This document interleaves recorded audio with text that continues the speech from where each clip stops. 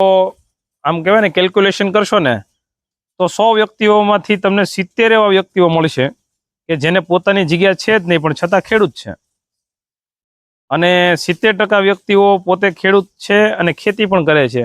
કેમ કે અત્યારે હાલ જે જૂના ખેડૂતો હતા, જેની પાસે મોટી મોટી જમીનો હતી, એ કંઈક ને કંઈક આગળ વધી ગયા, મોટા મોટા સિટીમાં વસી ગયા, મોટા મોટા સિટીમાં એના બાળકોને લઈને જતા રહ્યા. કારણ કે તમારી પોતાની પાસે ઘાસચારાની વ્યવસ્થા થઈ ગઈ, જમીન જગ્યાની વ્યવસ્થા થઈ ગઈ, અને એની અંદર તમે તબેલો કરો એટલે તમે એક એવા સુકૂન સાથે કરો છો કે બધું તમારી આંખોની સામે છે, દોડધામ તમારે ઓછી રહે છે. પણ થાય એવું કે તમારે જો શરૂઆત કરવી જ હોય, તમારી ગણતરી જ હોય, તો પછી તમે એ પ્લોટની અંદર, એ નાની જગ્યાની અંદર પણ તમે શરૂઆત કરી શકો. અને મારી ગણતરી એવી રહેશે કે ઓછા નામે 2000 થી 3000 આજુબાજુનો તો મિનિમમ, મેક્સિમમ પછી આપની કેપેસિટી પર છે. તમે ભાડે રાખો, પોતાનો લ્યો, અથવા તમારો પોતાની જગ્યા પડી હોય, પણ મિનિમમ 2000 થી 3000 સ્ક્વેર ફૂટની જગ્યા જો હોય અને એ જગ્યા પર તમે કરવામાં આ વસ્તુને શરૂઆત કરો છો, તો 10, 12, 15 માલ તમે આરામથી સાચવી શકો. હાલો મિત્રો, નમસ્કાર. મિસ્ટર તબેલાવાલા.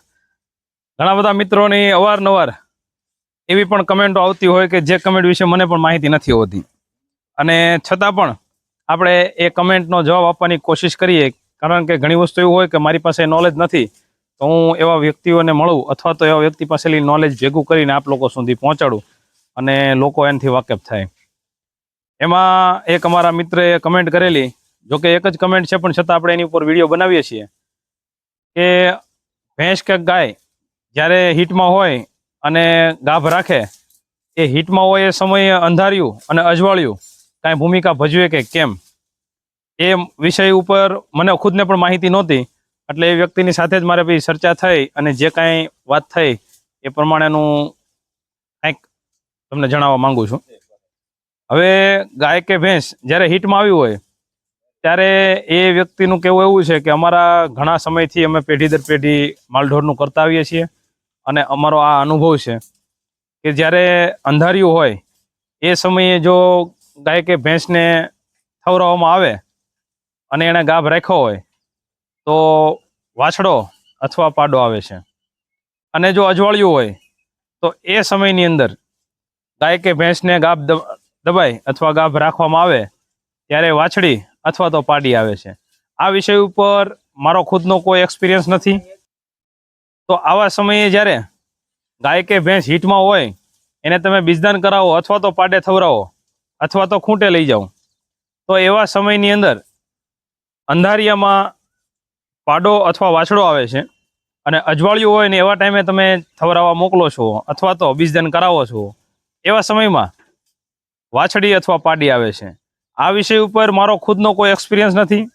આ વિષય ઉપર મને ખુદને પણ આટલું નોલેજ નથી, કારણ કે મેં આ વિષય ઉપર ક્યારેય વિચાર્યું નહોતું. અમારા એક ઇન્સ્ટાગ્રામના મિત્ર છે, જેમણે અમને આ વાતથી વાકેફ કરાવ્યા, અને એનું કહેવું એવું છે કે અમે ઘણા સમયથી પેઢી દર પેઢી આ કામ કરીએ છીએ, અને આ અમારો ખુદનો અનુભવ છે અને આવું બને છે. તો થયું કે આ એક વાત આપ લોકો સાથે શેર કરીએ. તો ઘણા બધા મિત્રો જે કોઈ વિડીયો જોતા હોય એમાંને આ કોઈ એક્સપિરિયન્સ હોય તો કમેન્ટ કરીને જરૂર જણાવજો. તો આનો એક આપણે ફૂલ વિડીયો બનાવવાની કોશિશ કરશું, આખો ડિટેલમાં, કે કઈ રીતે, કેમ કરવું, ક્યારે કરવું, કઈ રીતે. પછી ઘણા બધા મિત્રોની કમેન્ટ હતી કે ખેડૂત નથી અમે, ખેડૂત ખાતેદાર પણ અમે કોઈ નથી, અને અમારે જમીન લેવી છે, તો જમીન લઈ શકાય કે કેમ, અને તબેલો કરવો છે તો તબેલામાં અમારી પાસે કોઈ જગ્યા જમીન નથી, તો કઈ રીતે કરવું. અગાઉ આપણે આ વિષય ઉપર 2 વિડીયો બનાવેલા છે, છતાં આજે એ ટોપિક પર વાત કરીએ છીએ, કારણ કે એક નવું અપડેટ છે. હવે મિત્રો કેવું છે કે આપ ખેડૂત નથી, આપ ખેડૂત ખાતેદાર પણ નથી, અને આપણી પાસે જમીન પણ નથી. તો એવા સમયની અંદર તબેલો કરવો હોય તો થોડુંક ચુનૌતીભર્યું કાર્ય કહેવાય ને. કારણ કે જો જમીન તમારી પોતાની હોય, અથવા તમે ખેડૂત ખાતેદાર હો અને જમીનને તમે ખરીદો છો અને પછી કરો છો, ત્યારે કેવું થાય કે લીલા ઘાસચારાની અગવડતા ક્યારેય પડતી નથી. હવે તબેલાની અંદર આમ ગણો તો 50% કરતાં પણ વધારે અત્યારે લીલા ચારાની જરૂર પડતી હોય, અને એમાં ખાસ કરીને ઉનાળામાં. કારણ કે ઉનાળાની અંદર લીલો ઘાસચારો મળવો થોડોક મુશ્કેલ હોય છે. એવા સમયની અંદર આપણી પોતાની જગ્યા, પોતાની જમીન હોય અને આપણા પોતાની જગ્યા પર આપણે લીલો ઘાસચારો કરેલો હોય ત્યારે ઘણો ફેર પડતો હોય.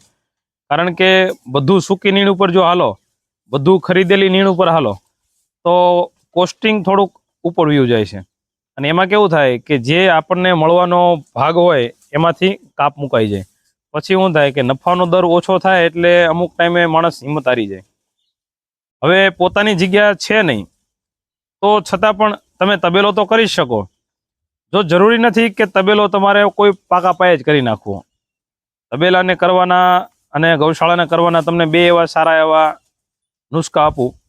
તો પહેલી વાત એ છે કે તમે અત્યારે હાલ જો આમ કહેવાય ને કેલ્ક્યુલેશન કરશો ને તો 100 વ્યક્તિઓમાંથી તમને 70 એવા વ્યક્તિઓ મળશે કે જેને પોતાની જગ્યા છે જ નહીં પણ છતાં ખેડૂત છે. અને 70% વ્યક્તિઓ પોતે ખેડૂત છે અને ખેતી પણ કરે છે. કેમ કે અત્યારે હાલ જે જૂના ખેડૂતો હતા, જેની પાસે મોટી મોટી જમીનો હતી, એ કંઈક ને કંઈક આગળ વધી ગયા, મોટા મોટા સિટીમાં વસી ગયા, મોટા મોટા સિટીમાં એના બાળકોને લઈને જતા રહ્યા. હવે એ લોકોની ગામડામાં જમીન પડી છે. એ જમીનની અંદર એ વ્યક્તિઓ કાંઈ ખેતી કરતા નથી. એવા સમયે કેવું થાય કે એ ગામના વ્યક્તિઓ અથવા આજુબાજુના ગામના વ્યક્તિઓ એ ખેતીને લીઝ ઉપર લે છે, ભાડે લે છે. અને બીજી એક ભાષામાં કહેવાય તો ફાર્મ વળીએ લે છે કે ભાઈ ફાર્મ માટે આ જગ્યા મેં લીધી. હવે તમે એવા કોઈ વ્યક્તિઓને અથવા તો એવી કોઈ પડતર જમીનને ગોતો અથવા એવા કોઈ ખેડૂતને મળો કે જે વાવણી કરતા નથી, તો એની પાસેથી તમે એ જમીન ફાર્મ ઉપર લઈ શકો. અમુક વર્ષોની અથવા તો અમુક તમે જે કાંઈ પછી બોલતા બને એ પ્રમાણેની લીઝ ઉપર લઈ અને તમે ત્યાં તબેલો અથવા ગૌશાળા કરો. અને ત્યાં ગૌશાળા કરવામાં કેવું છે કે આપણે જે દેશી હાવલા અને સારથી જે કાંઈ ઢાળિયા બનાવતા એ રીતે તમે તમારું ફાઉન્ડેશન ઊભું કરી શકો. નહીં કે પાકા પાયે ગમાણું, નહીં કે પાકા પાયે કોબો, નહીં કે પાકા પાયે પતરા અથવા તો સિમેન્ટના પતરાથી તમે શેડ બનાવી નાખો. એવો ખર્ચો ભાડાની જમીનમાં નહીં કરવાનો. પણ તમે એ જગ્યા પર તમે પોતે જ્યારે કાચા કામથી શરૂ કરી દો ત્યારે કેવું થાય કે તમે એ વસ્તુના સાથે જોડાઈ ગયા. અને એ વસ્તુની સાથે તમે જોડાવ પછી કેવું છે કે ધીમે ધીમે ધીમે તમને ખેતીનો પણ અનુભવ આવી જાય, ખેતીમાં પણ તમે રચા પચાર્યો અને સાથે સાથે તબેલો પણ. એટલે એક સાથે બે કાર્ય શરૂ થઈ ગયા. જો તમારી પાસે ફૂલ ટાઈમ છે તો તમારા માટે બેસ્ટ વસ્તુ છે. કારણ કે તમારી પોતાની પાસે ઘાસચારાની વ્યવસ્થા થઈ ગઈ, જમીન જગ્યાની વ્યવસ્થા થઈ ગઈ અને એની અંદર તમે તબેલો કરો એટલે તમે એક એવા સુકૂન સાથે કરો છો કે બધું તમારી આંખોની સામે છે, દોડધામ તમારે ઓછી રહે છે. વાત કરીએ બીજા નંબરની, તો અમુક સમયે માનો કે તમને જગ્યા જમીન ભાડે મળી નહીં અથવા તો તમે તબેલો કરવા ઈચ્છો છો પણ જગ્યાનો વધુ પડતો અભાવ છે, મતલબ જમીનનો વધુ પડતો અભાવ છે, તો એવા સમયની અંદર તમે ક્યાંય પણ કમર્શિયલ પ્લોટ અથવા તો જે કાંઈ કહેવાય ઔદ્યોગિક પ્લોટો અથવા રહેણાંકી હેતુના પ્લોટો પણ ઘણા ગામડાઓની અંદર છેવાડે પીડ્યા હોય છે. તો એવા પ્લોટોની અંદર પણ તમે તબેલાની શરૂઆત કરી શકો. જગ્યા થોડીક મોટી લેવાની કોશિશ કરવાની. કારણ કે જ્યારે તમે ગામની અંદર, સિટીની અંદર કે પછી એવી કોઈ જગ્યાની અંદર જ્યારે તમે કરો છો ત્યારે કેવું થાય કે એક એવો આમ કહેવાય ને કે એરિયો ફિક્સ થઈ જાય કે જેની અંદર તમારે નિર્ણય રાખવી પડે, છાણ અને જે કાંઈ વાહિંદુ છે એ પણ રાખવું પડે અને સાથે સાથે માલઢોર પણ રાખવા પડે અને સાથે અમુક જગ્યા એવી પણ રાખવી પડે કે જ્યાં તમે ખાણ, ખોળ અને તમારા બધા વાસણ, તમારી જરૂરિયાતની વસ્તુઓ તમે ત્યાં મૂકી શકો. એટલે એક પ્લોટની અંદર આ બધી વસ્તુનો સમાવેશ થાય એ માટે તમારે થોડીક જગ્યા મોટી લેવી પડે અને એની અંદર થોડીક ભીહી રહી. પણ થાય એવું કે તમારે જો શરૂઆત કરવી જ હોય, તમારી ગણતરી જ હોય, તો પછી તમે એ પ્લોટની અંદર, એ નાની જગ્યાની અંદર પણ તમે શરૂઆત કરી શકો. અને મારી ગણતરી એવી રહેશે કે ઓછા નામે 2000 થી 3000 આજુબાજુનો તો મિનિમમ, મેક્સિમમ પછી આપની કેપેસિટી પર છે.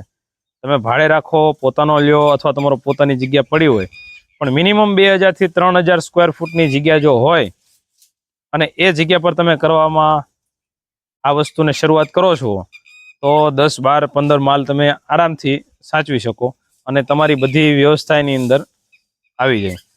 હવે મિત્રો બીજી એક વાત કે ખેડૂત ખાતેદાર વધુ ભાગના વ્યક્તિઓ, મેં કીધું એમ કે હવે ગામડાઓમાં રહ્યા નથી, બધા સિટીમાં જતા રહ્યા વધારે ભાગના વ્યક્તિઓ, બધાની વાત નથી.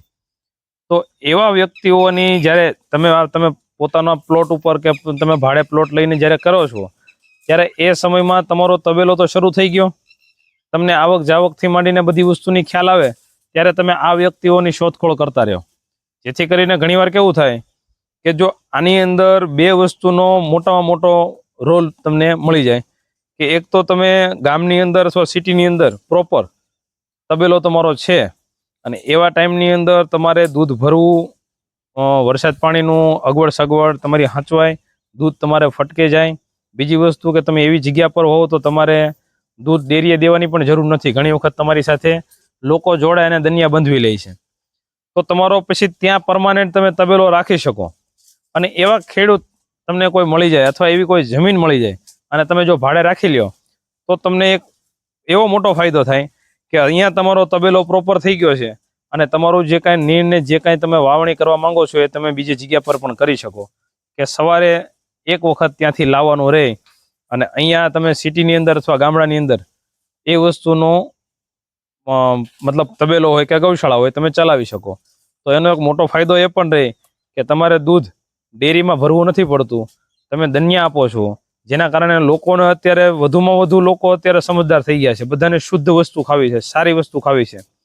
તો એવા ટાઈમની અંદર તમે પોતે એને દૂધ ભરતા હો તો તમને સારી એવી રકમ એમાં મળે છે ડેરીના પ્રમાણમાં. તો ચાલો મિત્રો, મળીએ કંઈક નવા વિડીયો સાથે, નવા ટોપિક સાથે. ત્યાં સુધી રજા આપો મિસ્ટર તબેલાવાલા. અને હજુ પણ તમે અમારી ચેનલને લાઇક અને સબસ્ક્રાઇબ ના કરી હોય તો કરી લેજો, જેથી કરીને આપણે અવારનવાર કંઈક ને કંઈક નવા ટોપિક અને નવા વિડીયો સાથે મળતા રહીએ. રજા આપો મિસ્ટર તબેલાવાલા. Bye bye.